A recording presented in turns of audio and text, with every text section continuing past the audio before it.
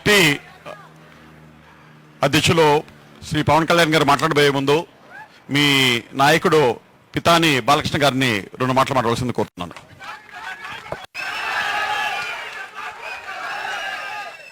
మరి ముందుగా మరి జనసేన పార్టీ అధినేత మరి పవన్ కళ్యాణ్ గారికి మరి పాదాభివందనం, మరి వారికి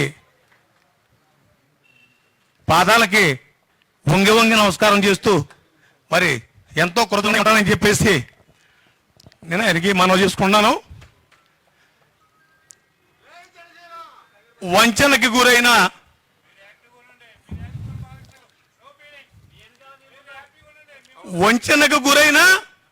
పితాని బాలకృష్ణకి ఎవరో లేరని నన్ను ఒక చిన్న చూపు చూసి తీసేసిన దానికి ఇవాళ పవన్ కళ్యాణ్ గారు నన్ను ఆదరించి నన్ను అభిమానించి ఈ పార్టీలో నాకు బాధ్యతలు చెప్పినందుకు మరొకసారి పదాలు.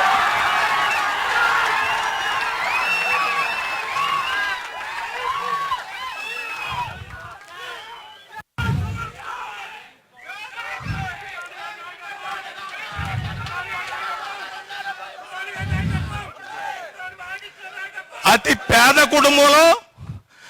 పేద కుటుంబంలో కనీసం వేసుకోవడానికి బట్టలు లేని పరిస్థితుల్లో చాలా బాధగా ఉంది, నాకు చాలా ఆనందంగా ఉంది.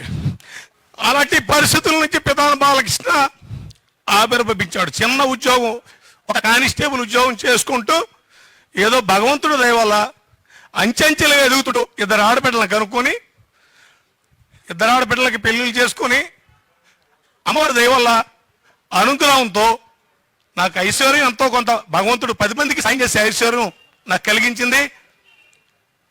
మరి దాంతో 10 మందికి సర్వీస్ చేయాలి, సేవ చేయాలి అన్న ఉద్దేశంతో ఉండనగా నన్ను ఒక మోసపూరితమైన నాయకుడు నన్ను తీసుకెళ్లి నా చేత ఉద్యోగం రిజైన్ చేయించి 8 సంవత్సరాలు ఉద్యోగం రిజైన్ చేయించి నీకు టికెట్ ఇస్తాను రమ్మని చెప్పి తీసుకెళ్లి నన్ను మోసం చేసి నన్ను 15 రోజుల ముందు కూడా గుండెల నిండా నువ్వే అన్న ఉన్నావని చెప్పేసి నాకు మాయమాటలు చెప్పి 15 రోజుల తర్వాత చేసి నేను టికెట్ వేరే వాళ్ళకి ఇస్తున్నానని చెప్పినప్పుడు అన్న ఇదేటన్నా 15 రోజుల ముందు నాకు చెప్పారు కదంటే నీకు నచ్చితే ఉండు లేకపోతే లేపో అంతా మా కమ్యూనిటీ అంతా తాటి మీద ఉంది అన్న. ఇప్పుడు అంత బాగుందంటే నెత్తి మీద బొచ్చు చూపించి ఏంటి అన్న కులం అన్నావు, నేను సోనియా గాంధీ లెక్కలు అని చెప్పేసి మరి అన్నాడంటే మరి జగన్మోహన్ రెడ్డి గారు ఎంత దుర్మార్గుడో ఒక్కసారి మీరు ఆలోచించాలి. విశ్వసనీయత, మాట తప్పడం, మడం తిప్పడం అనేది ఉన్ని పైకి సోయింగులు తప్ప లోపలంతా మరి అంత దుర్మార్గము, కుట్ర, కుతంత్రం అనమాట. ఈ కౌగులించుకోవటాలు, ముందు పెట్టుకోవడం మోసం, ఎవరు నమ్మకండి. నేను చెప్తున్నాను, పితాని బాలకృష్ణ కానివ్వండి, జనసేన అధినేత కానివ్వండి, జనసేన అధినేత గారు పవన్ కళ్యాణ్ గారు భీమవరం మీటింగ్ లో చెప్పారు, మీకు బాగా గుర్తుందా, నేను ఒక పోస్ట్ మ్యాను, మా తాత మా నాన్నగారు ఒక కానిస్టేబుల్ అని చెప్పేసి ఆయన ఔన్నత్యాన్ని చాటుకున్నారు. ఇటు చంద్రబాబు నాయుడు గారు కానీ ఇటు జగన్మోహన్ రెడ్డి కానీ ఎప్పుడైనా పాత బ్యాక్గ్రౌండ్ లో నాకు 2.5 ఎకరాల భూమి ఉందని కానీ నేను మంటల్లో కూనీలు ఇవన్నీ చేశానని కానీ ఎక్కడా కూడా ఎవరు చెప్పలేదు, గుర్తుపెట్టుకోండి. మరి పవన్ కళ్యాణ్ గారి విషయం వచ్చే ఆయనకి కలం తెలీదు, కపటం తెలీదు, మోసం తెలీదు, ఏమీ తెలియదు. ఆయనకి రాజకీయం కొత్త, ముక్కుసూటిగా మాట్లాడతారు, నిజాయితీగా ఉంటారు, ఆయన ఏది చెప్పారో అది చేస్తారు. అందుకనే మరి ఆయన ఇచ్చిన హామీలు కానివాడు ఎన్ని కూడా మరి అమ్మవారు పాదాల సంగతం పెట్టి ఆవిడ మా ఊళ్ళన మా అమ్మమ్మ విజయదుర్గ అమ్మవారు మరి ఆ శిష్యులతో మరి ఆయన ముందుకెళ్తారు. మరి నేను కూడా ఒక చిన్న కానిస్టేబుల్ని, ఒక కానిస్టేబుల్ గారు కొడుకు పవన్ కళ్యాణ్ గారు సీఎం అవబోతున్నారు, చప్పట్లు కొట్టండి. అలాగే ఒక కానిస్టేబుల్, చిన్న కానిస్టేబుల్ ఎమ్మెల్యే ఎందుకు చేయం, ఖచ్చితంగా మేము చేసి చూపిస్తామని మీరు ఉన్నందుకు నా వెనక మీకు ప్రతి ఒక్కరు కూడా పేరు పేరున మరి పాదాబంధనం చేస్తాను. మీకు ఒకటే, ఇప్పుడు విశ్వసనీయత అన్నదా మరి ఏదైనా ఖచ్చితంగా మరి ముక్కుసూటిగా మాట్లాడే మనస్తత్వం పవన్ కళ్యాణ్ గారిది, మోసం లేని రాజకీయం. ఆయన ఏ హామీలు ఇచ్చారో ఖచ్చితంగా హామీలన్నీ కూడా మనకి అమలు చేస్తారు. మనం ఖచ్చితంగా మరి నేను ఇంకొకటి చెప్పదలుచుకున్నాను.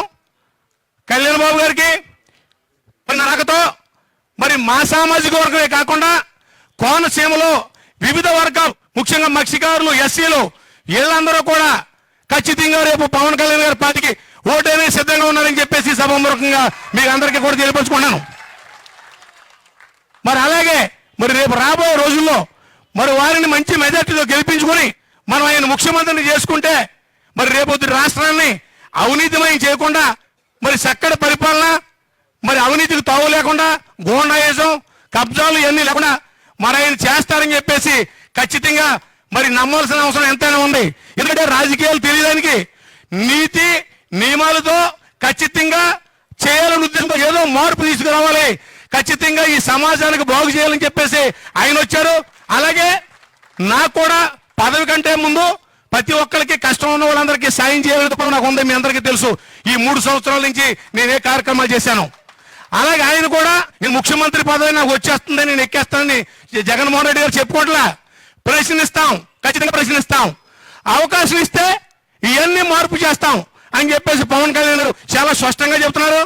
అలాగే భగవంతుడు, అమ్మవారు మరి ఎందుకు తీసిస్తారో నాకు తెలియదు, కానీ కావాలని ఆవిడే తీయించేసినట్టుంది. ఒక మంచి దేవుడి దగ్గరికి చేర్చడానికి నన్ను తీసుకోవడమే. మరి ఆయన మనస్తత్వం కానివ్వండి, నా మనస్తత్వం చాలా దగ్గర సంబంధాలు ఉన్నాయి.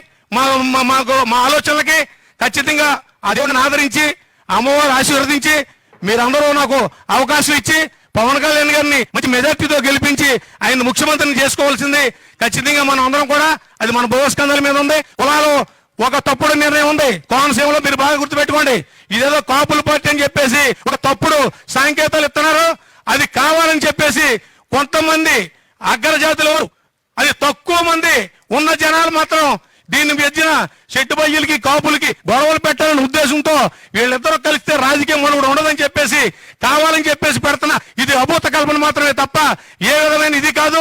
పవన్ కళ్యాణ్ గారిని మనం కలిసినప్పుడు మా కమిటీకి సాధ్యమైనంత వరకు మీరు ప్రయత్నం అని అడగడం జరిగింది. తప్పనిసరిగా నేను మీకు గుర్తిస్తానని అన్నారు.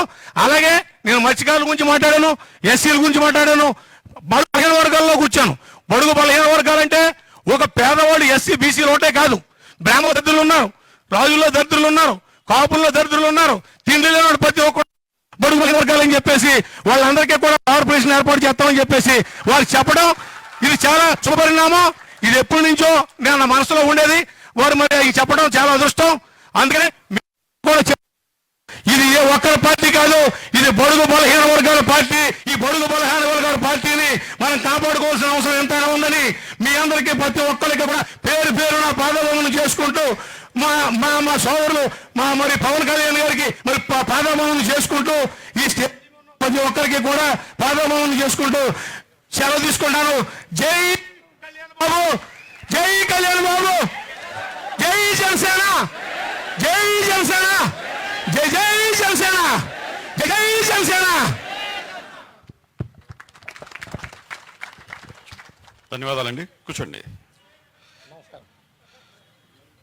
ఇప్పుడు ఏంటండి వీడియో నచ్చిందా? అయితే ఓ లైక్ వేసుకోండి, లేదంటే ఓ కామెంట్ చేయండి. ఎప్పటికప్పుడు మా వీడియోస్ చూడాలంటే సబ్స్క్రైబ్ చేసుకోండి.